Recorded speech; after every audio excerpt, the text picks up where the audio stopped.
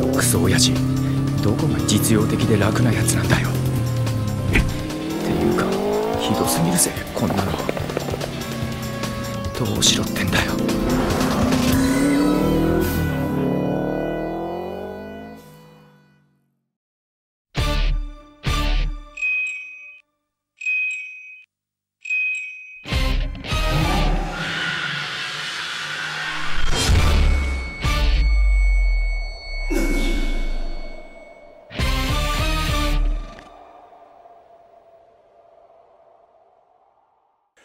Bonjour et bienvenue sur Projet 86. Aujourd'hui on présente une voiture que vous avez sans doute dû voir dans Initial D, vu que c'est exactement la même que Bunta a. C'est la GC8 WRX STI de 1998. Alors vous allez me dire, mais elle n'est pas de la bonne couleur. Alors renseignez-vous avant, parce que dans le manga elle était de cette couleur là. Et en fait dans l'animé, alors est-ce que c'est une erreur de couleur ou est-ce que c'est tout simplement un choix qu'ils ont fait pour qu'elle soit un peu plus pétante au niveau de la couleur? Et en tout cas ils l'ont mis en bleu Subaru, alors que quand Shigeno a mis des artworks en couleur, il l'a fait de cette couleur là. Donc elle aurait dû être comme ça. Donc on a la voiture à Bunta, hein, ici, c'est magnifique. Alors, quand on parle de Subaru Impreza, évidemment, on pense à quoi? On pense au monde du rallye. Cette voiture a permis à Subaru de décrocher le championnat du monde de rallye 3 années de suite, en 95, 96, 97. Et moi, alors je parle en aficionados, mais pour le coup, c'est pas de la lèche par rapport au propriétaire ou quoi que ce soit. C'est ma version préférée de l'Impreza, surtout cette face avant.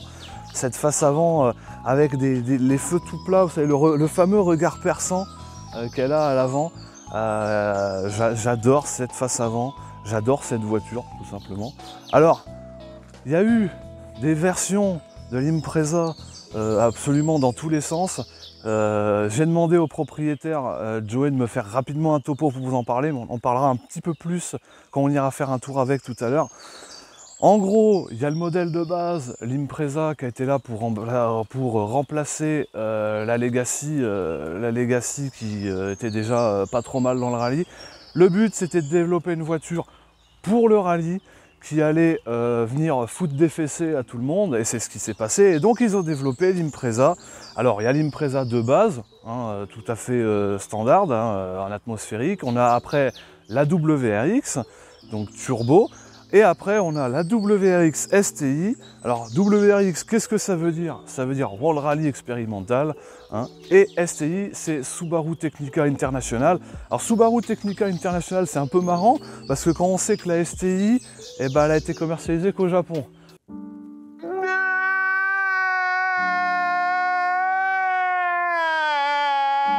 De toute façon, les meilleures voitures, à chaque fois, les Japonais, ils se les gardent. Donc, hein.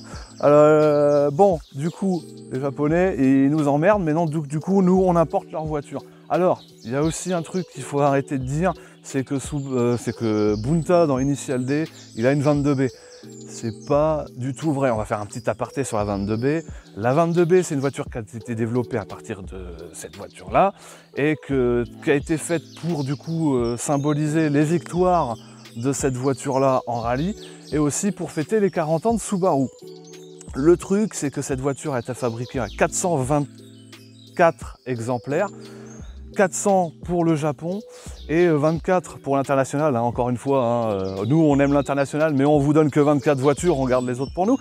Bref, du coup, la 22B, si je me souviens bien, elles ont été vendues pour une voiture qui était quand même ultra rare, elles ont été vendues entre 30 minutes et 48 heures, elles ont toutes été vendues.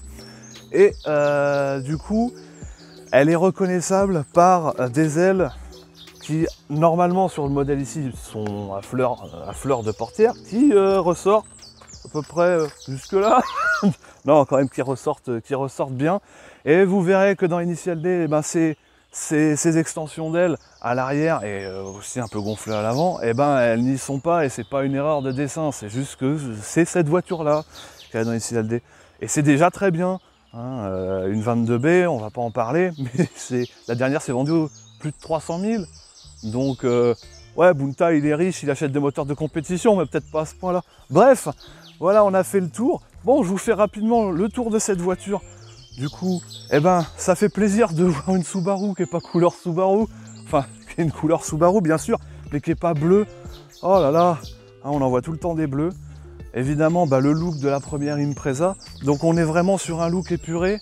Il y a des feux qui sont droits. On va commencer à partir des plusieurs phases d'Impreza après à avoir des feux qui vont être plus stylisés. Moi j'aime bien la simplicité de cette voiture.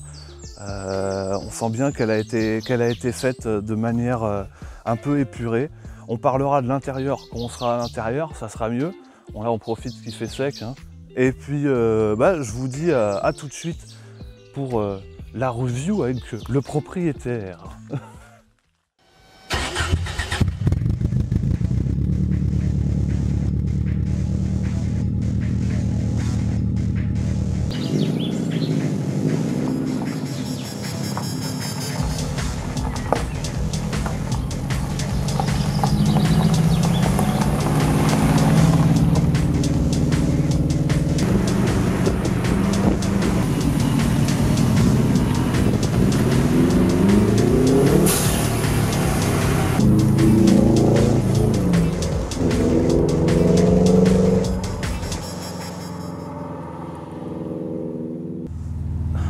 Donc bah, du coup Joey, on se retrouve dans ton Impreza WRX STI GC8 Type R. Les noms à rallonge japonais. Du coup, parle-nous un peu de ta voiture. Du coup. Bah écoute, ça fait 1 an et demi que je l'ai. Ouais. Et je suis piqué. T'es amoureux. Ouais, c'est plus qu'amoureux, il n'y a pas de. Voilà, je suis piqué, c'est ma drogue. Du week-end. C'est un si amour. J'ai pas ma dose. Si t'as pas ta dose le week-end, t'es pas bien en semaine. Exactement. Voilà, d'accord. C'est une voiture que t'as pour le week-end du coup. Exactement, d'accord. Que pour le week-end, que pour le plaisir. Que pour le plaisir. Tu fais un peu de circuit aussi avec. Ouais, j'essaye de faire une ou à 2 journées par année. D'accord, d'accord. Pour pouvoir libérer le potentiel du châssis. Ouais, on décrasse un coup de temps en temps. Hein, on décrasse le moteur un coup de temps en temps. Histoire de pousser un peu plus que d'habitude. Voilà, tout à fait. Voilà. La traction qu'il y a dans cette voiture, elle est dingue cette voiture. J'adore ça sur l'Impreza, je me suis un petit peu renseigné évidemment avant d'arriver. Je suis pas arrivé comme un débile en mode bon, c'est quoi ta voiture? Et ce qui m'a surpris, c'est que en général, quand on parle des années 90 et de 4 roues motrices, c'est qu'on parle de voitures lourdes. Ouais. C'est-à-dire que en général, quand on dit la GTR elle est lourde, c'est parce qu'on dit c'est une 4RM. Bon, alors, il y a de la technologie, il y a pas mal de technologie sur la GTR. C'est vrai aussi, c'est surtout ça en fait. La GTR, c'est une voiture qui a énormément de technologie, et du coup ça se ressent pas mal au niveau du poids. Mais l'Impreza Phase 1, c'est 1247 kg. C'est léger en fait, hein. C'est 1247 kg. Bon, bien sûr, dans les années 90, ça reste un petit peu plus lourd que ce qui sortait en propulsion ou en traction évidemment. Mais c'est pas ouf en fait. C'est pas ce poids-là. En fait, pour comparer, c'est le même poids que la Toyota Yaris, la nouvelle qui est sortie, la GR. La GR. Non. La dernière, la 4 roues motrices. Ouais, non, oui, d'accord, je vois. Ouais. C'est la Toyota GR, Yaris GR. La Yaris Gazoo Racing. Elle fait à peu près 1 tonne 200 et quelques. Et elle fait 265 chevaux. Donc, niveau rapport poids-puissance, c'est à peu près équivalent. D'accord. Donc, tu me disais, donc il y a la Type R, il y a la Type RA. Alors la Type RA, tu me disais, c'est la voiture vraiment qui était prête à mettre sur rallye, quoi. C'était avec un petit broute, avec capot alu. C'est ça, le capot alu, portière alu, la petite trappe sur le toit. Ouverture pour faire rentrer de l'air. Ouais. Des petites choses comme ça. Boîte courte, tu me disais. Voilà, boîte courte, il n'y a pas d'airbag, si je dis pas de conneries, il n'y a pas d'airbag. Alors on va dire, c'est une version un peu dépouillée, il n'y a pas de... C'est vraiment, si tu voulais acheter une voiture neuve pour derrière la mettre dans une écurie de rallye et courir, tu prenais cette voiture-là. Ouais, grosso modo, ouais. Ouais, il y a souvent ça, j'ai remarqué sur le marché japonais, c'est que tu avais une série R, c'était des voitures qui avaient des jantes tôle Ouais, et alors, pas les jantes peut-être tôles, pas les mais- jantes tôles, parce que là c'est pas une série R, c'est une série RA, mais c'était des voitures sans option, prêtes en fait à être vidées Ouais, pour mettre sur c'est ça, circuit. c'est Là ça. c'est plus pour aller sur circuit ces voitures-là. Là c'était vraiment pour faire du rallye, quoi. Donc c'est pas le même Rallye, équipement, donc du évidemment. circuit, Mais, C'est vraiment uniquement pour le plaisir. et donc du coup on a là c'est la Type R. La Type R qui existe Qui est que en coupée. deux portes. Que en coupé, deux du coup. portes. Et donc les spécificités, il y a le capot en alu, Ouais. la boîte 5 courte, Boîte 5 courte, d'accord. le DCCD Ah. qui permet de gérer la motricité des cieux arrière, du pont arrière et du train avant. Ouais, ça c'est un Donc, truc qui est sympa. T'as une petite voilà. molette du coup. On le verra sur le tableau de bord. Manuellement. Parce qu'il y a beaucoup de personnes qui pensent Impreza, c'est 4 RM et tu peux pas gérer. C'est ça. Et alors qu'en fait, sur sur la- certaines versions, tu peux gérer la distribution de puissance sur le train. en fait. Voilà, sur les versions de base, on va dire, les GT Turbo par Ouais. exemple, c'est du 50-50. Il y a autant de puissance à l'arrière qu'à l'avant. D'accord. C'est partagé en 50-50. Et tu peux pas régler. Non, on peut pas régler, c'est fixe. D'accord. Et sur les versions STI, dont celle-ci, il y a le fameux DCCD qui D'accord. permet, en temps normal, on est en 65 à l'arrière de puissance et Ouais. 35 à l'avant. Et je peux régler avec un autobloquant qui est verrouillé comme un pont soudé avant D'accord. et bloquer l'avant aussi, l'arrière et l'avant. Donc, Alors, on a bien parlé du modèle. On va parler de cette voiture-là maintenant en particulier. Tu as été la chercher en Angleterre. ouais, j'ai été la chercher à Liverpool. D'accord. Le Dans un pays des garage, Beatles. ouais, Non, je suis dans- un gros fan des Beatles. Alors pour moi, Liverpool, c'est les Beatles. Tu vois. Et donc, ouais, dans un garage. Ouais, dans un garage et du coup ça m'a donné. Du coup j'ai pu la réserver tranquillement sans me prendre la Alors, tête. je précise juste pour les viewers, c'est un petit peu étonnant de trouver une. Parce que c'est une JDM du coup, c'est une voiture qui est certifiée au JDM. T'as pas été un peu étonné de trouver une voiture JDM à vendre dans un garage en Ah, Angleterre? C'est un garage spécialisé dans les voitures de sport. D'accord, ouais, donc il y Donc avait- ils avaient la Mitsubishi Lancer Evo. D'accord. C'était pas, ouais, c'était il y pas avait le la garage, Porsche, c'était pas le garage voilà. Renault du coin. Quoi. D'accord. Exactement. D'accord, ok. Ils étaient spécialisés dans les voitures sportives. D'accord. Donc voilà, il y avait un peu le choix et je me suis. Bon, il y avait que celle-ci en Subaru. Et Ouais. Du coup, j'ai scrollé un peu les annonces sur internet. Et puis, Ouais. je suis tombé sur celle-ci qui était dans on va dire un garage. Ouais. Donc, j'ai eu confiance. Voilà. Et puis j'ai pu réserver, prendre mon billet d'avion. D'accord. Et j'y suis allé tranquillement avec ma copine pour la récupérer. D'accord. Et j'ai fait le chemin inverse avec la voiture et j'ai pris le ferry. D'accord. Voilà, j'ai refait le moteur forgé. Donc du j'en ai coup, refait moteur le forgé, réalisé, réalisé. Donc il est passé de 2 litres 2 litres, à 2 litres 2. 2 litres 2, comme Voilà. la 22B. Comme la 22B. Donc voilà. Alors c'était pas, cherchez pas à gagner des chevaux, etc. parce que ça marchait déjà très bien Oui. avec les 280 chevaux d'origine. D'accord.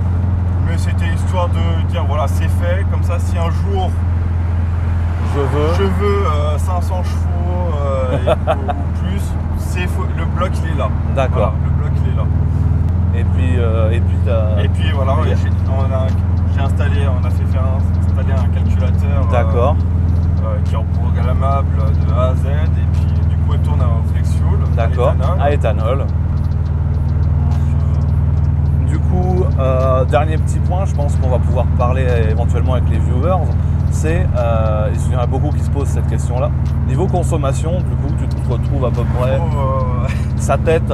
On me l'a Ah, souvent demandé combien ça consomme, qu'est-ce que tu en penses si j'achète ça et je lui dis C'est pas une voiture pour tous les jours. ouais quoi. voilà, je déconseille pour tous les jours. Après il y en a qui le font, c'est qu'ils ont les moyens et tant mieux. Ouais, bah tant mieux. Hein. Mais ça consomme entre, je veux dire, grossièrement, c'est entre 10 et 15 litres. Voilà, D'accord. en moyenne. Entre 10 et 15 litres. Ok. Et pour tout vous dire, si on fait du 10 litres, c'est qu'on roule vraiment comme un papier. Voilà, c'est. Faut pas espérer en dessous de 10 litres, quoi. Ouais, non, ça n'existe pas. D'accord. Et du coup, une voiture comme ça, donc dans cette version-là, on se situe sur quelle échelle de prix à peu près? Je te demande pas le prix que tu l'as payé, mais si alors, aujourd'hui en je voudrais France, la même. En France, dans cet état-là, je vais te dire ça tout de suite. elle a 143 000 km. 143 000 km. Dans un état comme celui-ci, qui présente très bien, châssis, pas de rouille, Ouais, etc. parce qu'elle est nickel, En très hein. bon état. Homologué, je précise. Oui, ça importe beaucoup l'homologation. Ça se rapproche autour des 30 000 euros. 30 000 euros. Voilà. D'accord. Donc voilà, vous savez à peu près. Je trouve ça honnête, honnêtement. Étant donné Et la qu'elle- cote, elle fait que monter. Oui, bah évidemment, c'est des cotes montantes. Hein. Là, on est sur des voitures qui prennent de la valeur. Je trouve pas ça déconnant pour la voiture que c'est, honnêtement. Ah, puis, bon, après, je compte un petit peu aussi le moteur refait à neuf. Oui, bah quelques frais, Au moins, homologation et tout. Voilà, Non, bah c'est. Non, je trouve ça honnête comme prix pour la voiture que c'est. Donc ok, bon bah écoute, c'était bien sympa. Puis maintenant on va passer du coup à l'essai. Mais avant on va les manger. on va les manger, c'est important. C'est important. On est en France, c'est important de manger. Ça creuse.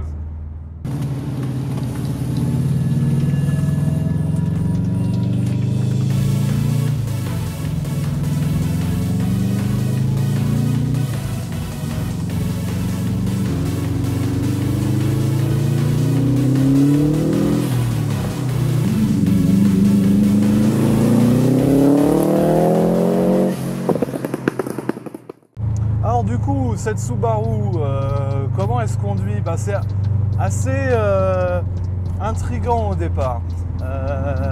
Il y a toujours, comme la S15, on retrouve cette particularité de moteur turbo. Moteur turbo qui a du coup un petit peu de latence, on n'a pas la puissance tout de suite. Je suis habitué à la 86 et tout le monde m'a toujours dit au sujet de la 86 qu'elle a une pédale d'accélérateur qui est très très sensible et que c'est souvent comme ça hein, sur les moteurs atmosphériques. Mais par contre on a une traction qui est absolument incroyable sur cette voiture. Dès qu'on met un peu le pied dedans, on est tout de suite plaqué au siège avec le sifflement du turbo, encore une fois. On a vraiment, et là encore une fois, c'est ce que je disais avec Joey tout à l'heure, et ça se ressent encore plus au volant, on ressent pas les 4 roues motrices, on a vraiment l'impression d'être dans une voiture relativement légère, et c'est très agréable, honnêtement.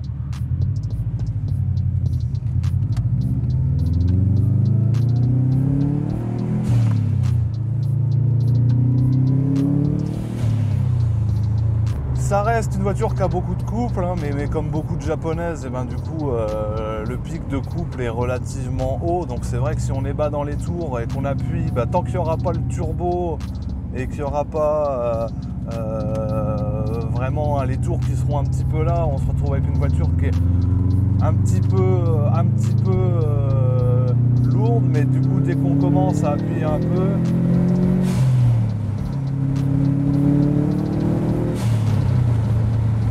la pression d'un peu de moins de couple s'envole, on se retrouve avec une voiture qui a l'impression d'être très légère.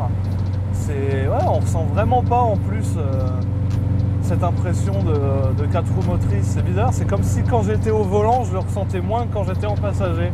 C'est un peu déroutant. Le volant est relativement fin, il est agréable. Évidemment, on a une direction assistée. Donc ça se manie à 2 doigts. Et je suis aussi agréablement surpris par le débattement du levier de vitesse qui est très court, qui est même encore plus court que dans la S15. C'est une voiture qui est très agréable à conduire. Dans la S15, je ne me serais pas vu faire des centaines de kilomètres. Parce qu'il faut se dire aussi qu'elle était beaucoup plus préparée. Mais à part la ligne qui fait beaucoup de bruit sur la Subaru et qui serait, je pense, un petit peu gênante, parce que vu que là on est sur une boîte courte, hein, je pense que Joey m'en a parlé aussi, c'est-à-dire que sur des longs trajets à 130 c'est invivable, mais à part ça, avec une ligne plus silencieuse, je pense que ça serait, je partirais totalement pour faire du 400-500 km d'une traite.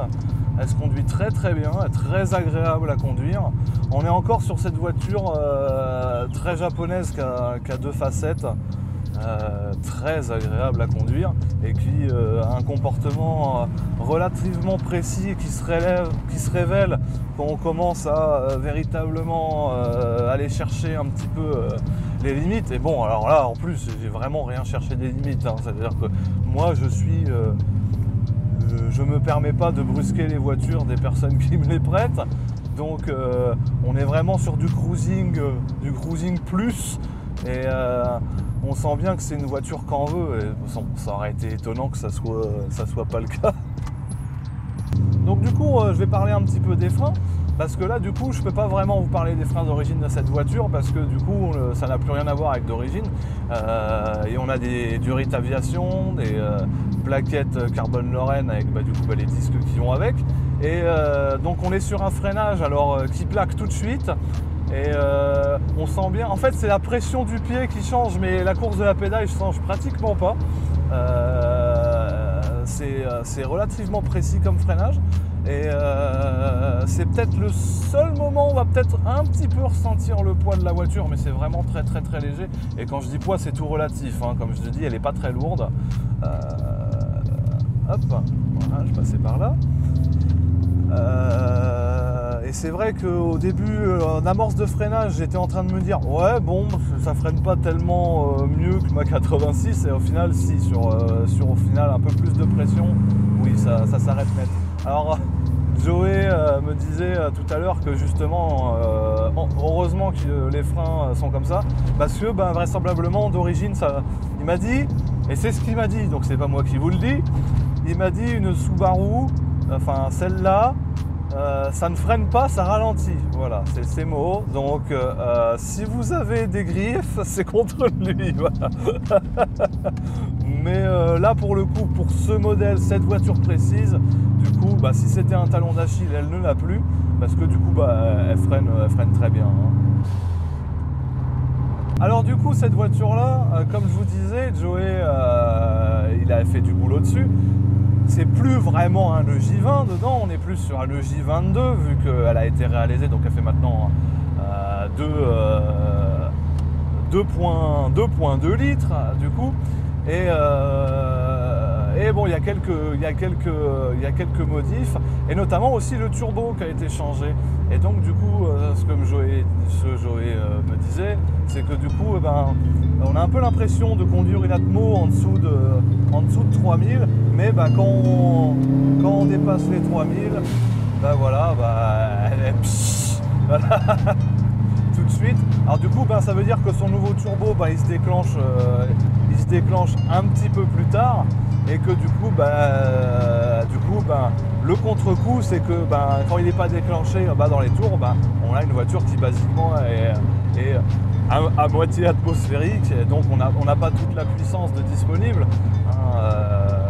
Mais c'est aussi ça le charme de ces voitures-là, hein, c'est que maintenant on prend n'importe quelle voiture turbo, c'est des turbos qui sont pleine charge tout le temps, et puis là c'est des voitures qu'il faut savoir, qu'il faut connaître, qu'il faut parfois même modifier pour qu'elles correspondent à ta façon de conduire, parce que moi je me rappelle de l'Integra, je savais que si je passais pas la vitesse à la limite du rupteur, je retombais en dessous du VTEC, et donc ça me faisait un bon waouh. Voilà, tous ceux qui ont connu un VTEC un petit peu, un des premiers VTEC qui avait une plage de VTEC assez étroite, ils savent de quoi je parle. Et faut connaître sa voiture, hein, pour rester tout le temps dans le VTEC, surtout en rétrogradage. C'est des voitures qui ont du caractère. Voilà, c'est des voitures qui ont énormément de caractère. On se retrouve exactement. Je redis pas mal de choses que j'avais dit avec la S15, mais au final, c'est des voitures qui sont exactement de la même époque, donc qui ont à peu près le même système turbo. Hein, je parle pas d'architecture moteur, mais là, et puis écoutez-moi ce moteur boxer en plus, qui a un son qui est très particulier, qui est tellement différent que ce qu'on en attend d'une japonaise. Les japonaises, elles hurlent. Les japonaises, c'est le 4AGE, il hurle. Le RB26, il hurle. Le CA18, il hurle. Le SR20, il hurle. Et là, non, on a un feulement de félin.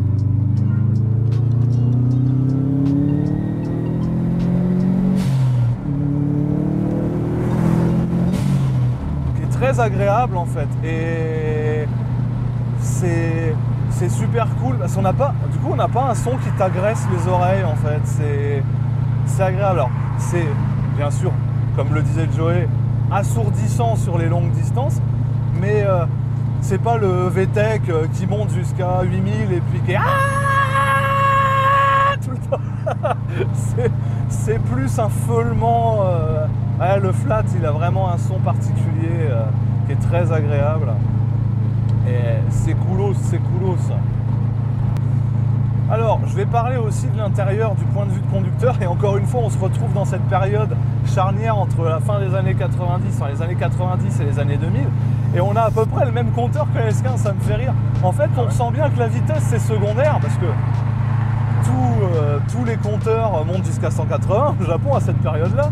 Et donc, on a en gros le compte-tour blanc qui, avec la zone rouge qui est bien délimitée, qui est là pour te dire, voilà, tu es là pour gérer ton moteur. La vitesse, on s'en fout. Alors par contre, on est sur un intérieur qui est agréable. Les matériaux ont, je trouve, pour l'âge de la voiture, bien vieilli. Mais on est sur un intérieur qui est un petit peu spartiate. On sent bien que c'est une voiture qui a été un petit peu développée dans l'optique de faire des courses. Donc les bouches d'aération, alors je dis pas que c'est moche, hein, mais on sent que le design n'a pas particulièrement été travaillé. C'est pareil pour les boutons de chauffage. Alors ils sont très pratiques, tu les trouves du premier coup, mais ils feraient pas tâche dans une voiture des années 80. Hein. Ils sont en plastique dur. T'as froid, t'as chaud. Voilà, tu as 4 positions de ventilation, mais on n'est pas du tout sur une voiture qui est là pour te faire ressentir, on va dire, du confort ou te dire monsieur, à quelle température voulez-vous votre température intérieure, peut-être un petit massage du dos ou...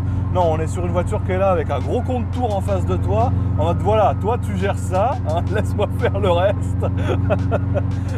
On a aussi ces 3 petits compteurs là qui sont d'origine et qui sont là pour gérer la batterie, la température d'huile et la pression d'huile. Hein, évidemment, dans une voiture de cette rareté, de cet acabit, de cette puissance et de ce pédigré là, évidemment, il faut des manos pour pouvoir gérer son moteur. Hein, donc du coup, évidemment, il faut savoir que c'est une option. Hein, elles les ont pas toutes. Et voilà. Et donc cette voiture est équipée d'un système un petit peu taquin et Joey m'a amicalement donné l'autorisation de m'en servir. C'est l'anti-lag, hashtag launch control, hashtag misfiring system dans Initial D. Hein, donc vous le savez, c'est un système en fait qui, voilà, anti-lag. Hein. Le turbo des années 90 avait un lag, quand tu lâchais l'accélérateur, il perdait la pression, et donc quand tu remettais pied au plancher, il y avait un laps de temps, le temps que, évidemment, ils reprennent leur pression. Et donc le système anti-lag, c'est un système qui permet d'éviter, quand tu lâches l'accélérateur, que du coup la pression de turbo parte, et donc ça te permet, quand tu remets pied au plancher, de repartir pleine charge. Et donc ça fait gagner du temps aux rallyistes, sauf que nous, ça nous fait pas gagner du temps, et nous, ça nous permet de faire des bruits sympas. Et là, je l'ai déjà mis en route, donc j'ai failli l'éteindre, je suis un pur abruti. Voilà. Et là, en plus, il y a un pont, et en plus, il y a des gens.